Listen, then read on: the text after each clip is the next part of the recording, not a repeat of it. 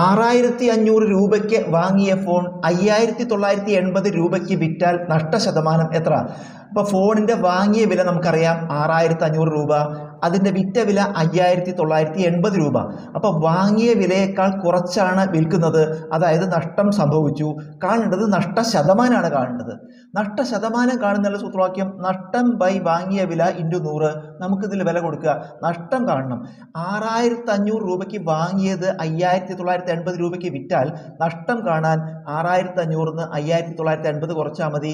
5980 കൂടെ 20 കൂട്ടിയ 6000 ആയി, പിന്നെ അവിടുത്തെ 500. അപ്പോൾ 500 20 520. ഇത് കുറയ്ക്കുമ്പോൾ 520 എന്ന് വരും. അതാണ് നഷ്ടം. നഷ്ടത്തിന് പകരം 520 എഴുതി. ബൈ വാങ്ങിയ വില എത്രയാണ്? 6500 ഗുണിക്കണം 100. നമുക്കിതിൽ 6500 2 പൂജ്യവും ഈ 100 വെട്ടിക്കളഞ്ഞാൽ ബാക്കി 520 ബൈ 65 ഹരിക്കുമ്പോൾ 8 എന്ന് കിട്ടും. അതായത് 8 കൊണ്ട് 65 കുടിച്ചാൽ 520 കിട്ടും. 8 × 5 40, ശിഷ്ടം 4, 8 6 48 4 52. നഷ്ടശതമാനം 8%.